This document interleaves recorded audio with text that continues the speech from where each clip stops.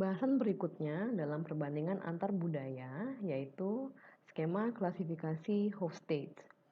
Hofstede mengklasifikasikan beberapa budaya mempergunakan 5 indikator. Indikator yang pertama adalah power distance. Power distance adalah sejauh mana perbedaan derajat antar orang dianggap sebagai sesuatu yang dapat diterima. Komunitas atau masyarakat dengan power distance yang tinggi dapat mentoleransi adanya perbedaan yang cukup besar, perbedaan sosial yang cukup besar antar orang. Simbol-simbol status memainkan peranan yang penting dalam komunitas ini, dan pemimpin yang ideal adalah pemimpin yang disegani dan memberikan instruksi-instruksi yang cukup tegas. Kemudian dalam komunitas low power distance atau dengan power distance yang rendah, masyarakat ini cenderung lebih egalitarian. Orang-orang yang berkuasa dalam komunitas dengan power distance rendah, mereka cenderung berusaha untuk berbaur dan terlihat tidak begitu berkuasa.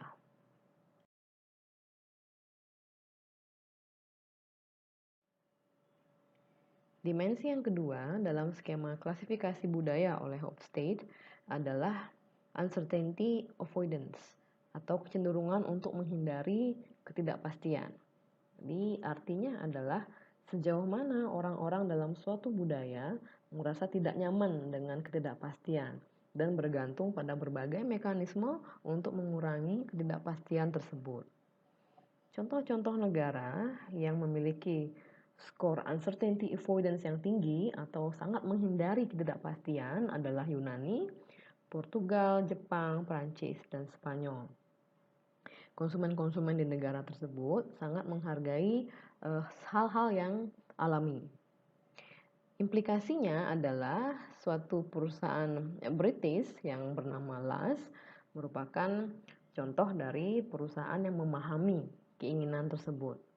Jadi Lush menjual kosmetik yang natural atau alami dengan moto as natural as beauty gets.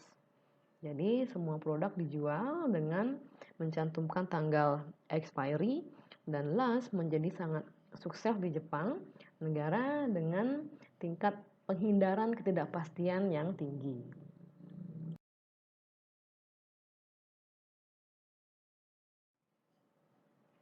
Dimensi yang ketiga adalah individualism, yaitu tingkatan sejauh mana seseorang memilih untuk bertindak secara individu dibandingkan dengan bertindak secara kolektif atau sebagai anggota kelompok.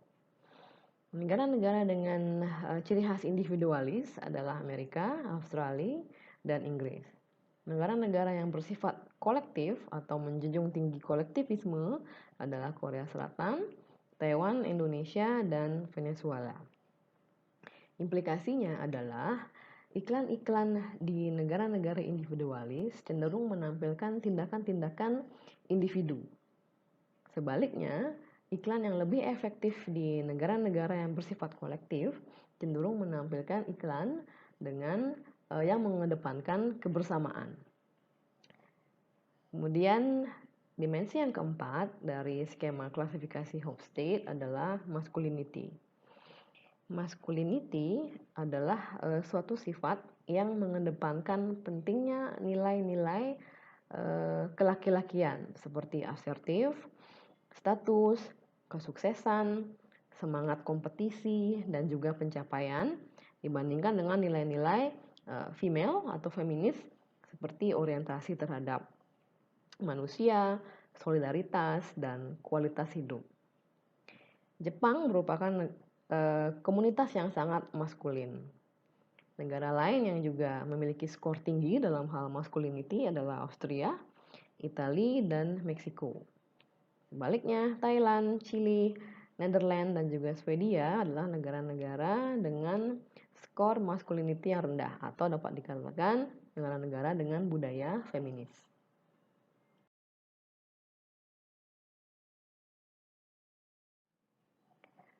Barang-barang mewah umumnya digunakan untuk merepresentasikan kesuksesan seseorang.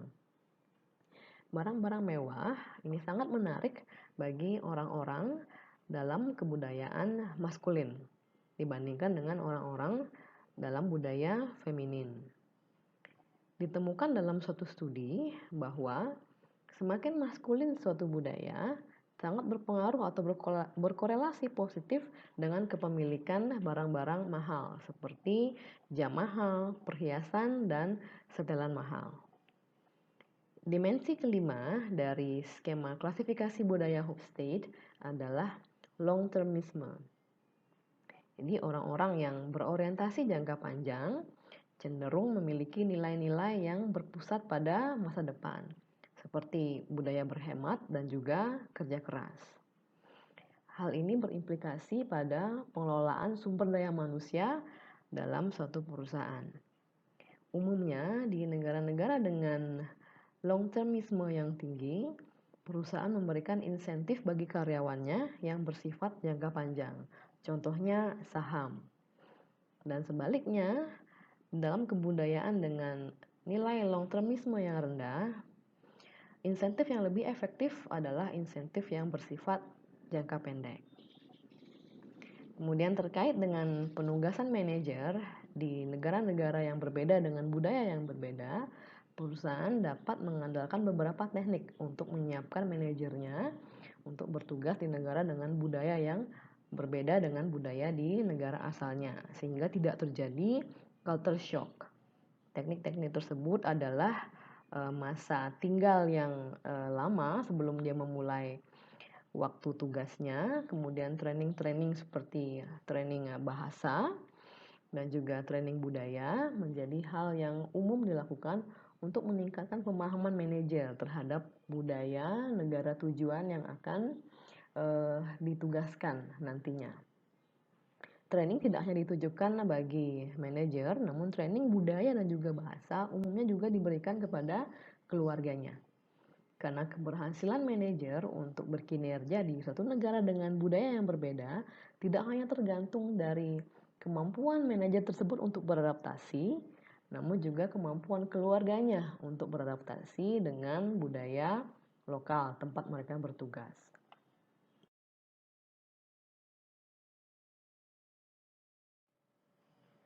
Topik bahasan berikutnya adalah kaitan antara budaya dan bauran pemasaran. Pertama, kita akan membahas bagaimana budaya mempengaruhi kebijakan produk. Contohnya adalah serial Powerpuff Girl yang merupakan acara karate superhero yang ditayangkan oleh Cartoon Network yang memiliki banyak penggemar di kalangan anak-anak Amerika. Saat serial ini ditayangkan di Jepang, serial ini gagal total. Untuk dapat meningkatkan daya tarik dari serial ini, Cartoon Network kemudian memutuskan untuk merubah karakter-karakter dalam serial ini. Mereka mengajak Toei yang merupakan rumah animasi asal Jepang untuk mendampingi membantu dalam perubahan ini. Karakter-karakter dalam Powerpuff Girl yaitu Blossom, Buttercup, dan Bubbles diberikan nama-nama Jepang dan juga pakaian-pakaian yang lebih realistik dalam pandangan anak-anak Jepang, yaitu rok mini dan juga ikat pinggang. Dan karakter ini juga diberikan kehidupan ala anak-anak SMP Jepang. Karena anak-anak Jepang lebih menyukai plot yang lebih naratif, serial ini dibuat lebih panjang, yaitu 15 hingga 20 menit dibandingkan dengan di Amerika Serikat yaitu 7 sampai 11 menit. Serial ini di Jepang juga menampilkan tema-tema yang sesuai dengan ekspektasi dari anak-anak perempuan Jepang, yaitu tema-tema mengenai cinta dan juga penerimaan terhadap orang-orang yang berbeda dari orang-orang pada umumnya.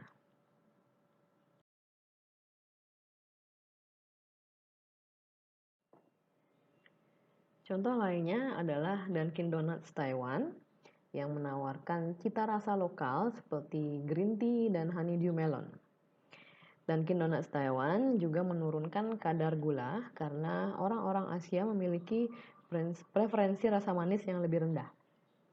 Contoh lain adalah KitKat yang sangat populer di kalangan murid-murid di Jepang, terutama pada momen-momen ujian.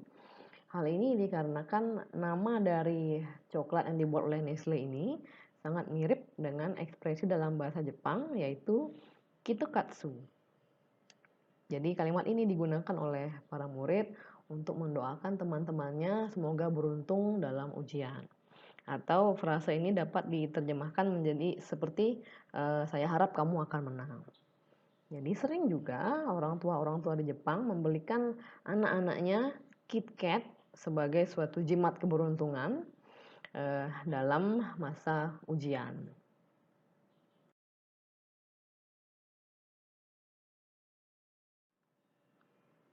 Norma-norma budaya kadang dapat membuka peluang untuk mengembangkan produk baru. Contohnya, di sebagian besar negara Asia, kulit yang terang atau putih diasosiasikan dengan nilai-nilai positif yang berkaitan dengan kecantikan, kelas sosial, dan juga gaya hidup kelas atas. Sebaliknya, kulit gelap dikaitkan dengan kerja kasar. Di India, pasar untuk produk pemutih kulit telah meningkat dalam rata-rata 20% per tahun. Fenomena yang sama juga terjadi di Indonesia. Perusahaan-perusahaan multinasional seperti Unilever, Avon, dan Beiersdorf, mereka memperoleh keuntungan yang cukup besar dari hasil memasarkan produk pemutih kulit ini. Contoh lainnya, di Vietnam, Unilever menyesuaikan produknya untuk mencerminkan budaya lokal, di mana versi Vietnam dari sampo Sunsilk menyertakan ekstrak dari suatu biji yang dikenal sebagai boket yang digunakan oleh wanita-wanita Vietnam untuk merawat rambutnya yang panjang agar tetap hitam dan bersinar. Jika di Indonesia terdapat Sunsilk urang-aring. Dan juga di negara-negara dengan mayoritas muslim, perusahaan multinasional mereka mengembangkan sampo yang dikhususkan untuk wanita berhijab yang membuat rambut terasa segar dan nyaman walaupun ditutup oleh hijab.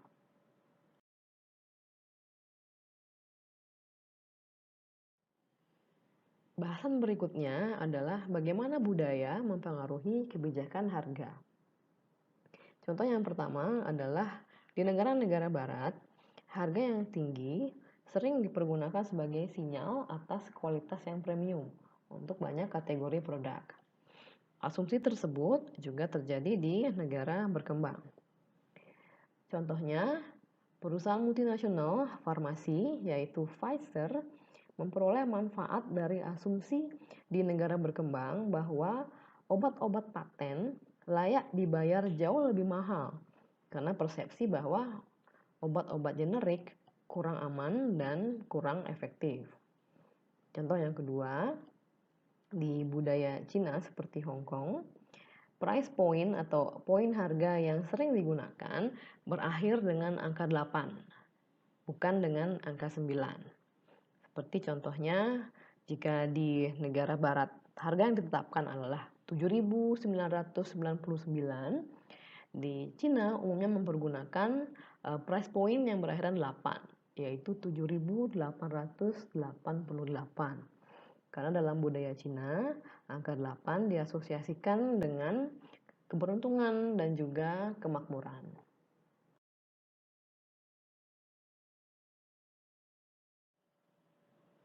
Berikutnya adalah bagaimana budaya mempengaruhi kebijakan distribusi. Contoh yang pertama adalah Walmart yang mengalami kesulitan di pasar Jerman. Pasar Jerman adalah pasar yang cukup sulit ditembus oleh mega retailer seperti Walmart. Belanjaan yang dibantu dimasukkan ke tas belanja oleh staf merupakan hal yang kurang lazim bagi konsumen di Jerman karena mereka tidak menyukai orang asing untuk menghandle belanjaan mereka. Di Jerman, toko yang lebih populer adalah toko yang berukuran medium seperti Aldi dan Lidl. Dan toko-toko yang berukuran mega seperti Walmart kurang populer. Contoh yang kedua adalah Dell. di mana Dell terpaksa harus bertransisi ke metode retail tradisional dengan membuka toko retailnya sendiri untuk menjual produk-produknya. Di Cina, di mana komunikasi face to face sangat penting saat menjual atau membeli komputer, Dell harus merubah model direct sales-nya atau penjualan melalui internetnya, berubah menjadi menjual komputer melalui outlet GOM, yaitu outlet retail elektronik terbesar di Cina.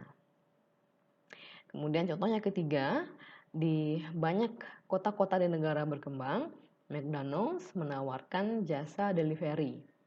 Model ini sesuai untuk kota-kota dengan tingkat kemacetan yang tinggi, di mana upah tenaga kerja cenderung rendah. Sehingga biaya delivery menjadi cukup murah untuk dapat dibeli atau dibayar oleh konsumen-konsumen.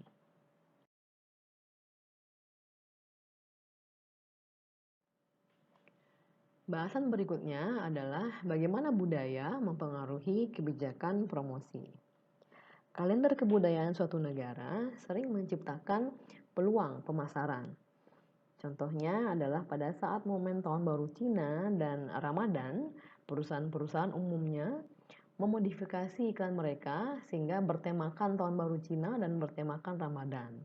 Selain itu, slogan dan logo mereka dan juga packaging seringnya juga disesuaikan untuk menyesuaikan dengan tema-tema Chinese New Year dan juga Ramadan. Kemudian yang kedua adalah bagaimana konsumen memproses komunikasi pemasaran seringnya bergantung atau dipengaruhi oleh nilai-nilai budaya. Suatu penelitian menemukan bahwa konsumen-konsumen di Amerika Utara lebih dipengaruhi oleh informasi yang bersifat promosi, yaitu menampilkan manfaat-manfaat yang akan diperoleh jika mengkonsumsi produk tersebut. Sementara di Cina, konsumen lebih dipengaruhi oleh pesan-pesan yang bersifat prevention atau pencegahan, di mana pesan yang disampaikan adalah masalah-masalah yang dapat mereka hindari jika mereka mengkonsumsi produk tersebut. Sehingga strategi komunikasi pemasaran disesuaikan dengan budaya setempat agar lebih efektif dalam menjangkau konsumen. Yang ketiga, dalam hal iklan, konsumen Cina lebih menyukai semangat-semangat kolektivis. Sementara konsumen Amerika lebih menyukai iklan-iklan yang bertemakan individual.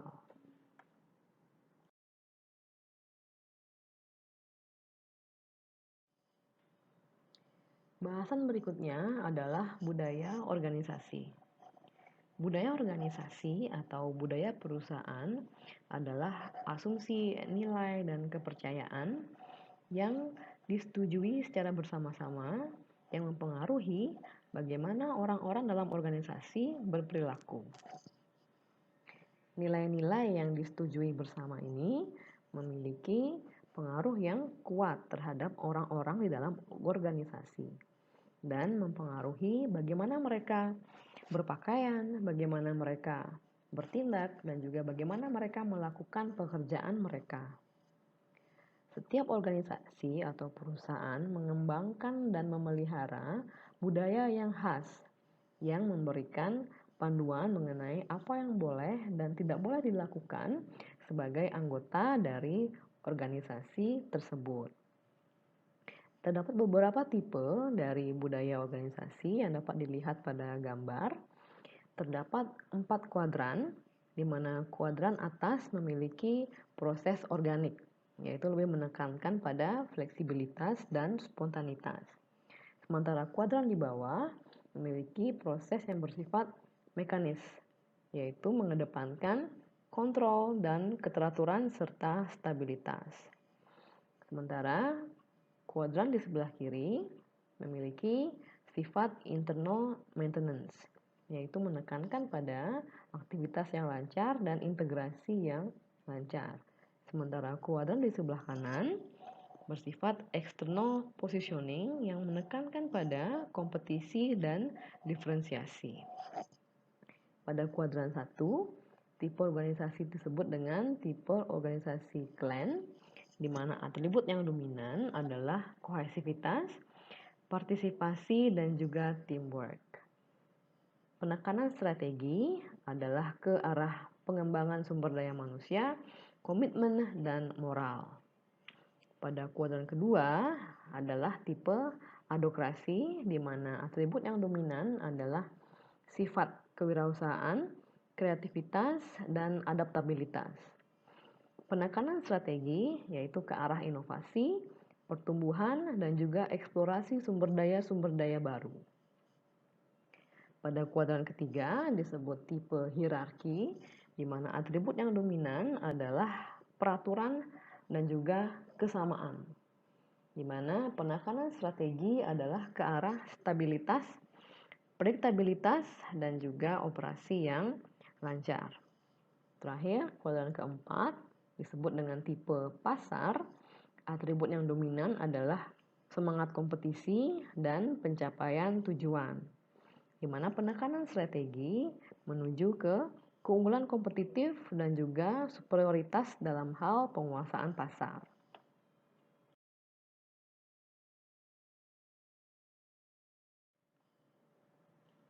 Budaya organisasi antar perusahaan dapat sangat berbeda. Budaya perusahaan seringnya dipengaruhi oleh budaya negara tersebut. Di sini kita akan membahas bagaimana kuatnya organisasi atau budaya organisasi mempengaruhi bagaimana pekerja-pekerja mereka bertindak dan melakukan pekerjaan mereka. Contoh yang pertama adalah Hyundai, produsen mobil dari Korea, yang membuka cabang di Amerika mengalami kesulitan manajemen. Alasan dari eksodus pekerja-pekerja di cabang Amerika ini adalah karena pekerja-pekerja dari Amerika sangat tidak menyukai gaya manajemen Hyundai yang authoritarian, di mana sangat sedikit toleransi untuk perbedaan pendapat dan gaya manajemen yang tidak partisipatif. Contoh yang kedua adalah Daimler Chrysler, yang merupakan merger antara Daimler dan Chrysler. Mereka mengalami periode merger yang cukup sulit karena adanya bentrokan budaya antara kedua perusahaan. Daimler memiliki budaya perusahaan yang lebih birokratis dan formal, sementara Chrysler memiliki budaya yang lebih spontaneous. Sehingga manajer-manajer Jerman dari Daimler berusaha untuk melakukan pekerjaan dengan cara yang lebih tidak formal dibandingkan dengan cara mereka pada umumnya, di bawah pengaruh dari Chrysler yang merupakan perusahaan asal Amerika. Karena ketidakcocokan budaya ini berlangsung terus-menerus dan tidak dapat diselesaikan, Daimler kemudian menjual Chrysler ke Cerberus Capital Management, sebuah perusahaan investasi swasta dengan harga 6 miliar dolar.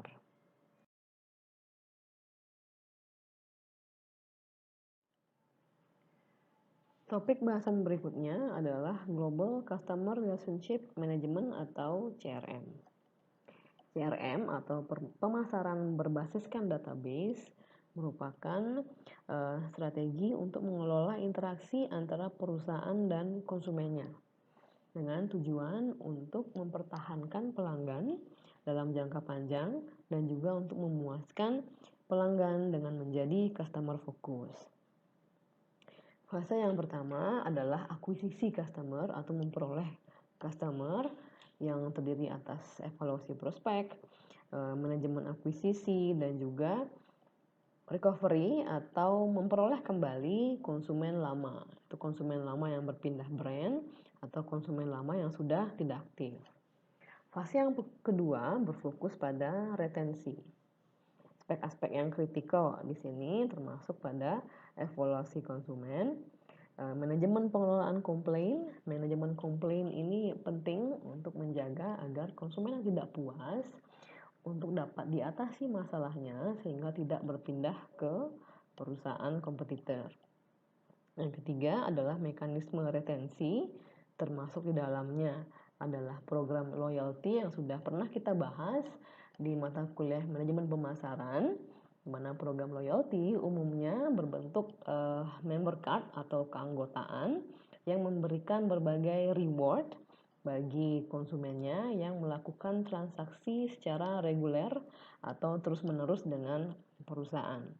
Insentif dapat berupa poin yang dapat ditukarkan ataupun merchandise lain yang dapat diperoleh oleh konsumen.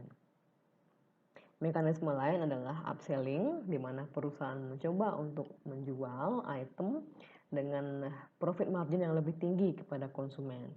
Contohnya adalah bagaimana hotel mencoba untuk mendorong konsumennya yang biasanya memesan di kamar superior untuk memesan kamar deluxe di kesempatan lain. Kemudian mekanisme lain adalah cross-selling, yang artinya di mana perusahaan mencoba untuk menjual produk lainnya kepada konsumen yang masih di dalam portfolionya. Contohnya adalah bagaimana suatu perusahaan yang memiliki database konsumen bahwa satu konsumen sudah membeli sepatu dengan warna tertentu, kemudian mereka dalam beberapa hari atau minggu kemudian mengirimkan notifikasi atau email yang berisi tawaran mengenai pakaian dengan warna senada dengan sepatu yang sudah dibeli. Jadi ini disebut dengan cross-selling, di mana perusahaan berusaha menawarkan produk lain di dalam portofolionya kepada konsumen. Dan yang terakhir adalah pengelolaan referral. Ini dimaksud untuk mendorong konsumen menulis review positif berkaitan dengan produk perusahaan. Biasanya konsumen diberikan insentif untuk menulis review yang bersifat positif. Review ini kemudian ditampilkan di website perusahaan atau di situs-situs review yang lain.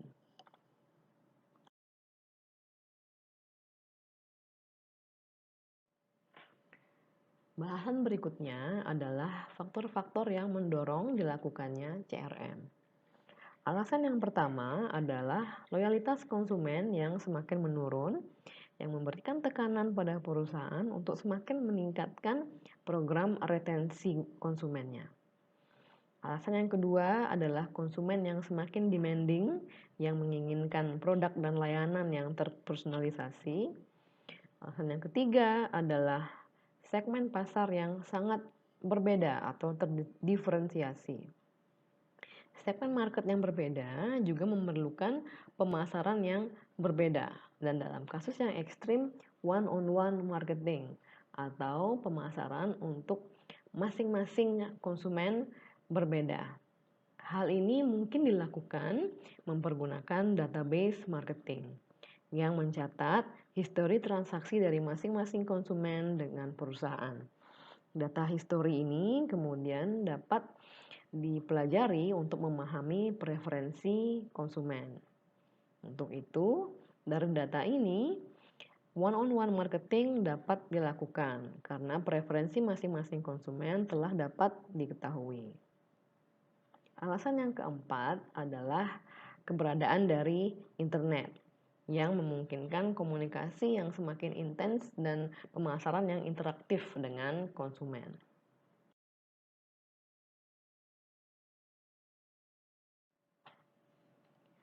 Manfaat yang diperoleh oleh perusahaan dari aktivitas CRM adalah yang pertama, pemahaman yang lebih baik atas ekspektasi dan perilaku konsumen. Pengetahuan ini memungkinkan perusahaan untuk mengembangkan strategi komunikasi yang terdiferensiasi.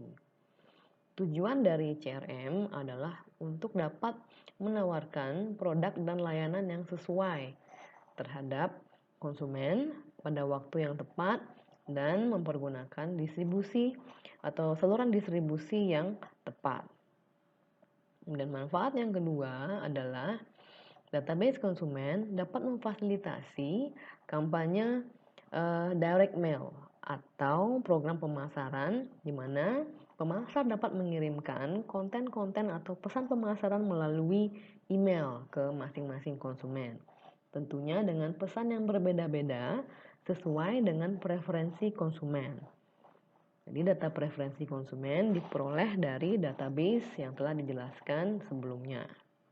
Dalam kondisi ini, CRM melalui direct mailing campaigns-nya merupakan alternatif yang lebih ekonomis dibandingkan dengan beriklan di media massa dan menargetkan konsumen secara luas, di mana metode ini kurang relevan dengan kebutuhan masing-masing konsumen dan juga berbiaya lebih tinggi dibandingkan dengan direct mailing campaign. Demikian paparan saya pada chapter ini. Semoga dapat dipahami dengan baik dan diterima dengan baik. Kita berjumpa kembali di video berikutnya. Terima kasih atas atensinya dan selamat sore.